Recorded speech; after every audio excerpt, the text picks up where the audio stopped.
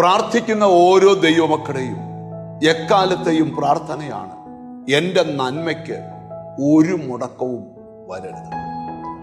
മുടങ്ങാതെ എൻ്റെ ജീവിതം ദൈവിക നന്മകൾ കൊണ്ട് നിറയണമെന്ന് ആഗ്രഹിക്കുന്നവരോടുള്ള ഒരു ആത്മീക സന്ദേശമാണ് ഇന്ന് പറയാൻ പോകുന്നത്.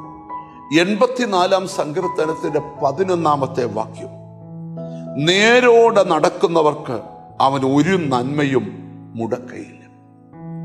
അപ്പം മുടങ്ങാതെ ദൈവിക നന്മകൾ അനുഭവിച്ച് ഒരു ഭക്തൻ ജീവിക്കണമെങ്കിൽ അവന്റെ നടപ്പ് നേരോടെ ആയിരിക്കണം.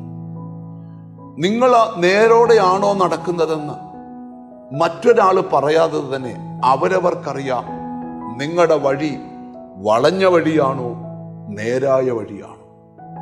ബൈബിൾ ഉറപ്പ് തരിക, നീ നേരോടെ നടക്കുന്നെങ്കിൽ എത്ര വലിയ പ്രതിസന്ധി നിനക്ക് വന്നാലും ഒരു നന്മയും മുടങ്ങുകയില്ല. നേരോടെ നടക്കുന്നവർക്ക് പ്രതിബന്ധങ്ങൾ വരാം. യോസഫ് ബൈബിളിൽ നേരോടെ നടന്നൊരു മനുഷ്യനാണ്. അവന് വിരോധമായി അവന്റെ സഹോദരന്മാർ തന്നെ എഴുന്നേറ്റു. ഒരു പൊട്ടക്കുഴിക്കകത്ത് അവന്റെ ലൈഫിനെ ചവിട്ടി ഒതുക്കുവാൻ അവർ ശ്രമിച്ചു. പക്ഷെ ദൈവം വ്യത്യസ്തമായ വഴി തുറന്ന് ആ പൊട്ടക്കുഴിക്കകത്തുനിന്ന് അവനെ കരകയറ്റി. എന്നിട്ടും പൈശാചിക ശക്തികൾക്ക് യോസഫിനോടുള്ള കലി തീരുന്നില്ല. ദൈവം കൊണ്ടെത്തിച്ച സ്ഥാനത്ത് അവനെ അപമാനിക്കാൻ ഒരാളെ എഴുന്നേൽപ്പിച്ചു. അപമാനത്തിലും അവൻ ഒതുങ്ങിയില്ല. അത് കഴിഞ്ഞ് അവനെ ഇരുമ്പഴികൾക്കകത്ത് ബന്ധിച്ചു. അല്പം കഴിഞ്ഞപ്പോൾ സാഹചര്യമെല്ലാം മാറി.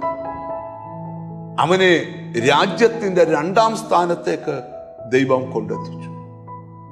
ഇവിടെ നമുക്ക് മനസ്സിലാക്കേണ്ട ഒരു കാര്യമുണ്ട്.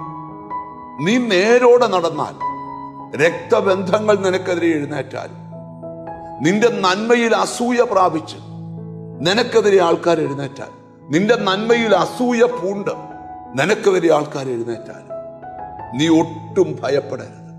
സ്തോത്രം. കാരണം നേരോടെ നടക്കുന്നവർക്ക് ഒരു നന്മയും മുടങ്ങുകയില്ല.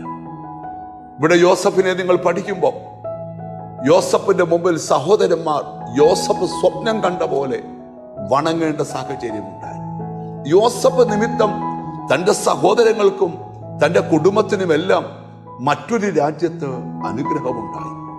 ഇവിടെ നമ്മൾ പഠിക്കേണ്ട ഒരു കാര്യം, നീ നേരോടെ നടന്നാൽ ഒരു നന്മയും മുടങ്ങുകയില്ല. അങ്ങനെ പറഞ്ഞ് അങ്ങനെ പ്രാർത്ഥിക്കാം. കാരുണ്യവാനായ ദൈവമേ, സ്വർഗസ്ഥനായ പിതാവേ, മനുഷ്യന് പല വഴികളുണ്ടെങ്കിലും ഞങ്ങളെ നേരായി നടത്തുന്ന പരിശുദ്ധാത്മാവ് ഞങ്ങളുടെ ഉള്ളിൽ വസിക്കുന്നത് കൊണ്ട് സ്തോത്രം.